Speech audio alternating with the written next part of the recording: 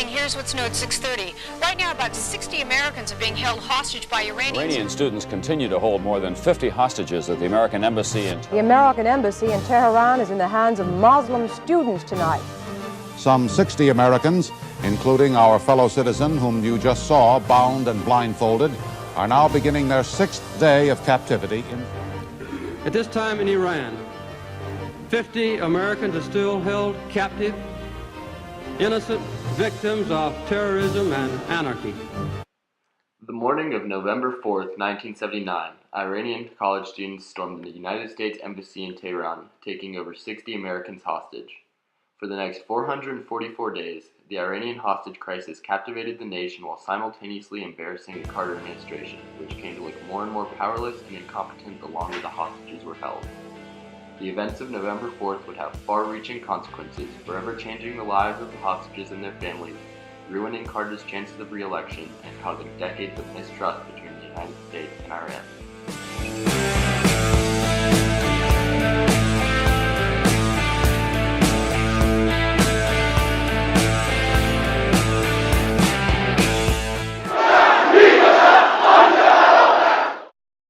While the Iranian hostage crisis began on November 4, 1979, it was a culmination of tension and anti-American sentiment that had been building for decades. 25 years before the revolution, when the CIA, with the help of the British agents, overthrew a democratically elected government in Iran.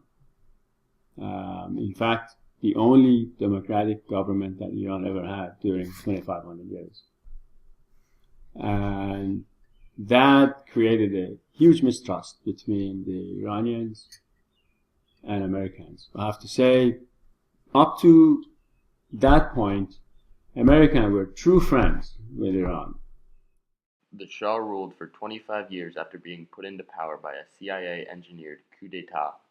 While the Iranian people starved, the Shah and his family lived in great opulence. As his reign wore on, he became increasingly unpopular, but he maintained power through fear, using a secret police force, the Savak, to wipe out any dissent. The Savak was singularly horrible and inept, except at killing people and torturing them. And we were all very afraid. In fact, I knew some people in my university, classmates, who got arrested. Then, an economic downturn in 1977 prompted small rebellions against the Shah. As the protests increased in size, the Shah's power weakened. In February 1979, hoping to wait out the rebellion, the Shah fled Iran. The rebels were ecstatic. Anyone would be better than the Shah. So any change, we welcome any change. However, the Shah's departure created a power vacuum in Iran, with several groups looking to fill the void. And of course, there were several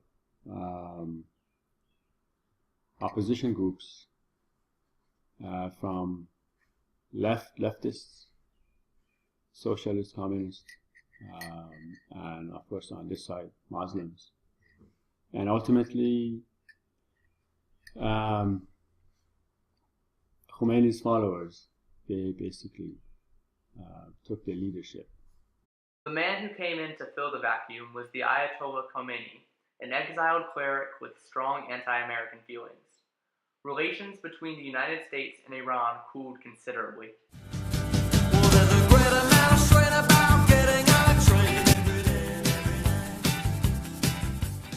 Most Americans in early 1979 had better things to think about than relations with Iran. But in the background, there was a large and important debate about what to do with the exiled Shah. For several months, government officials debated whether or not to grant the Shah asylum in the United States. On one side were Henry Kissinger and David Rockefeller, who believed the Shah should be allowed to enter the country. In the words of Henry Kissinger, "A man who for 37 years was a friend of the United States should not be treated like a Flying Dutchman who cannot find a port of call."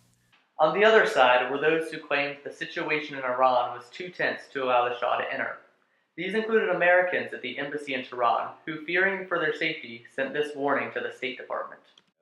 we should make no move towards admitting the Shah until we have obtained and tested a new and substantially more effective guard force for the embassy. Eventually, because the Shah was dying from lymphatic cancer, he was allowed to enter the United States for medical treatment.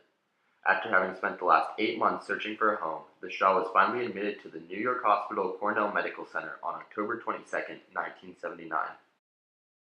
Under the pressure of some of the grandees of the old order, Kissinger, Nelson Rockefeller, not Nelson, God, Nelson was dead, and the other Rockefeller, we essentially sort of gave it up. And that was a mistake. We stood. Meanwhile, in Iran, news that the Shah had been admitted to the United States was not welcomed happily. The rebels, as well as members of the Ayatollah's budding regime, wanted the Shah to be returned to Iran, where he would be executed for his crimes. A populace that already hated America only grew angrier, and anti-American protests increased significantly. 2 weeks after the Shah was admitted to the United States, the protests turned violent. Angry, frustrated, and looking for confrontation, some of the hundreds of students demonstrating outside the U.S. Embassy climbed the wall and stormed inside. Inside the compound, Americans were ushered to a secure floor with steel doors. Along with the Marines who were stationed at the embassy, they prepared to fight off the insurgents. However, they soon received orders from Washington to lay down their weapons and surrender. At that time, if we had dissented, and we all knew it, the mass that had gathered outside would have fought us to the end. So the mob would have probably killed you. Yeah, They would have there was torn about you apart. couple thousand. And, so you were totally outnumbered. oh yeah. I think I only had 6 bullets. The Iranian hostage crisis had officially begun. The U.S. does not have a great number of options in dealing with what is a very sensitive situation in which there is no central authority. But one thing is certain, there will be no bowing to the mob's demand for the return of the Shah. For a long time after the takeover, the United States and the Carter administration felt helpless. In the words of Deputy Secretary of State Warren Christopher, the United States had virtually no leverage in the situation except to exhort the Iranian government and to urge other Muslim countries to use what influence they have on Ayatollah Khomeini. It was a stagnant pond as far as what was really happening for a very long time. Interrupted every now and then by little hiccups. But the news wasn't all bad for the U.S. On November 17th, Iran released 13 hostages, all of whom were either women or African American. Because they weren't white males, the Iranians reasoned they could not be American spies. Flawed reasoning aside, the return of these Americans was a victory for the United States. These victories were few and far between. 1 week ago tonight, the hostages were permitted Christmas Eve services. The Iranians took all the pictures, all the television film, finally made it available to the American networks today, without conditions. The pictures are not very good, really, not very clear, but at least we can see the faces of some of the hostages. In the months after November 4th, the State Department used around 20 different approaches to try to negotiate the release of the hostages. These included using a team of United Nations negotiators and flying former Attorney General Ramsey Clark to Iran. All of these attempts eventually failed. However, the United States did have one notable success during this time. We knew, though I did not initially, that a handful of people had not been caught and had finally ended up in the Canadian embassy, and that they were there under a situation fraught with possibilities for real bad. In a joint operation with the Canadians, the CIA provided a cover story for the so-called Canadian Six. Posing as a Canadian film crew, the Americans boarded a plane and left Iran on January 27, 1980, nearly a full year before the rest of the hostages would be released. While Americans everywhere welcomed their return and were thankful to the Canadians, there was a growing sense of urgency with regard to those still trapped in Tehran. This is an ABC News special. The Iran Crisis. America held hostage. Walter Cronkite did not stop saying day 422 or whatever. and Nightline was underway. Meanwhile, the hostages had become the central focus of the nation. Americans everywhere had hung yellow ribbons to show support for their countrymen. ABC News had launched the show America Held Hostage 4 days after the crisis began. Each night on that show, anchored Ted Koppel updated millions of Americans on the situation in Iran. This was a program that people were going to watch every night. The public appetite for the Iran story was huge.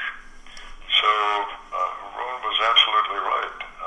People were going to watch that program every night.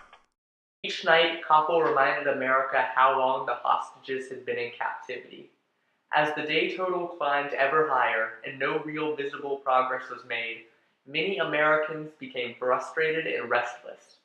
As Jimmy Carter acknowledged to his aides, this was a national embarrassment. There was tremendous fear that terrible things could happen, and we were starting to get, as the story went on, and as the hostage crisis dragged into months and ultimately well over a year, there were many times when we were starting to get stories that bad things were happening to those people. We tried, we failed, and we have paid a price. The bodies of 8 young Americans still lie in the Iranian desert, victims of the tragic end to a daring and dangerous attempt to rescue the hostages in Tehran. To make matters worse, it was a presidential election year, and Carter was plummeting in the polls. Just a few months earlier, he had a healthy 30-point cushion over Ronald Reagan, with 60% of the nation supporting him. But by April, Carter dropped over 20 points and was leading Reagan by just 6, and the hostage crisis had become a central issue in the campaign. My criticism, I don't mind criticizing what has been done, and frankly, I don't think the president has done anything. Needing something to stem the bleeding, the Carter administration began considering taking more drastic action. Carter, at that point, having, in all good faith, refused to go physical, go with a military option, said, all right, that's it. I'm now out there. I've tried, and I've been seen to be trying, and I've got an election coming up. However, there were those in Carter's cabinet who were strongly opposed to any military action. Most notably was Secretary of State Cyrus Vance, who violently objected to any mission. He kept saying, but we haven't lost anybody. They're going to have to give them back. Why don't we just outweight them? Well, there's one factor in outweighting them. It's okay for an unelected person to say that, but the president was getting ready to be facing a re-election campaign. Carter eventually overruled Vance and authorized a covert rescue mission. The plan, which was to be carried out on April 24th, consisted of landing 8 U.S. military helicopters in the embassy compound. Then a strike team would fight their way into the embassy and free the hostages. The helicopters would then fly the hostages to a launch site in the desert, where there would be 6 large military planes waiting. The hostages would board the planes and fly home. The complicated plan was doomed from the start. 3 of the 8 helicopters had malfunctioned by the time they reached the staging site, and Carter was forced to call off the mission. However, the mission soon turned from unsuccessful to tragic. One of the helicopter pilots, blinded by the sand, flew his aircraft directly into one of the refueling planes. As our team was withdrawing after my order to do so, 2 of our American aircraft collided on the ground following a refueling operation in a remote desert location in Iran. Other information about this rescue mission will be made available to the American people when it is appropriate to do so. There was no fighting, there was no combat, but to my deep regret, 8 of the crewmen of the 2 aircraft which collided were killed, and several other Americans were hurt in the accident. The aftermath of the rescue mission was harsh for the United States. Secretary of State Cyrus Vance resigned, and Carter's poll numbers took another sharp hit as he took responsibility for the failed attempt.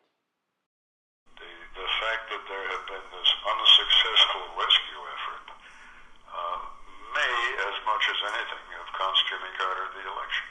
In In an attempt to gain popularity, Carter appointed a prominent senator, Ed Muskie, as the new Secretary of State, most likely in an attempt to bolster his standings on Capitol Hill. However, Muskie, while popular with some, immediately clashed with Carter's advisors and those already in the State Department. As National Security Advisor, as Big Brzezinski angrily put it, Muskie had failed to master the nuances of foreign policy. Negotiations with Iran ground to a halt as the Iranians dispersed the hostages around the country to make another rescue attempt impossible. For the next 3 months, no progress was made. Day 314 of the hostage crisis in Iran, and there has been a new and potentially significant development. The Ayatollah Khomeini himself has now declared his terms for releasing the 52 Americans. In September 1980, the Americans found new hope. Through a German intermediary, the State Department received word that an Iranian official had been authorized to meet secretly with an American counterpart. 3 days later, the Ayatollah gave a speech announcing Iran's 4 conditions for releasing the hostages. He demanded that the U.S. return the Shah's wealth to Iran, unfreeze Iranian assets in the U.S., cancel all claims in Iran, and guarantee no future intervention. In the ensuing negotiations, the two sides came closer to reaching a deal. For the first time in a long time, there was real hope within the State Department that the hostages would be released, possibly even before the presidential election. All those hopes evaporated when on September 22nd, Iraq invaded Iran. Negotiations were suspended as Iran turned its attention towards fighting a devastating war. And the city that I was born was devastated. So, my relatives died in a horrific way, with blasts, bomb blasts, bombardment. Neighborhoods got vanished.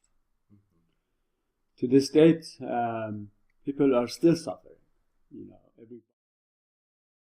Good evening. It's done. On this 442nd day of captivity for the American hostages in Iran, an agreement to free them appears to have been reached. For several long months after the war began, no progress was made, but Iran's position was weakening. The ongoing war, combined with the economic sanctions imposed by the United States, were eroding the Iranian economy. And the United States was about to have a new president, Ronald Reagan, elected at least partly because of the hostage crisis. Hostage thing was fatal. We, after all, had lost our first war only a few years before. We had lost our sense of our impregnable position, and people were just not amused by another example of our inability to make things jump. Obviously, being voted out of office was not ideal for the Carter administration, but Reagan's election and his hardline stance against Iran proved to be a bargaining chip. Nobody knew what actions Reagan would take when he entered office. Officials in the Carter administration, using the idea that the devil you know is better than the one you don't, convinced the Iranians that it would be best to resolve the situation before Reagan was inaugurated. Iran returned to the bargaining table when, in late November, they officially asked Algeria for help moderating the negotiations. The Carter administration immediately sent officials to Algeria, where they remained for the next month and a half.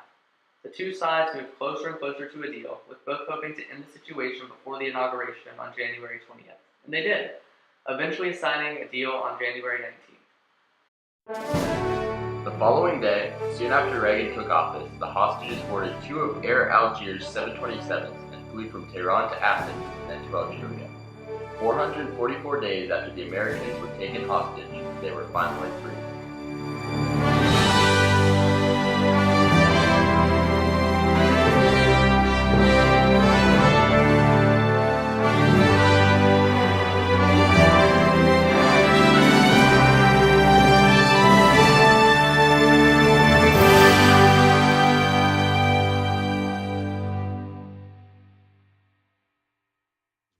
If it's possible for this diverse nation of 226 million to have unanimity on anything, perhaps the time is now to give a unanimous hallelujah. And the hostages returned home in late January, their ordeal was far from over. In the following decades, they have fought against PTSD and depression. One hostage, Philip R. Ward, committed suicide in 2015. In the words of his lawyer, Ward came home but never returned. He was never the same. Another hostage, Bruce W. German, left his family soon after he returned home, moving to northern Pennsylvania and becoming a recluse. He has not had contact with his family for years. In addition to the pain and suffering, the hostages have fought for years to be compensated for the 444 days they spent in captivity. Finally, they were successful as President Obama approved a payment of $4.4 million to each of the hostages or their families. It always reminds me of Blind Man's Bluff. We were groping in the dark most of the time, and we were dealing with an absolutely new situation, and we didn't have enough assets to be able to deal with it adequately.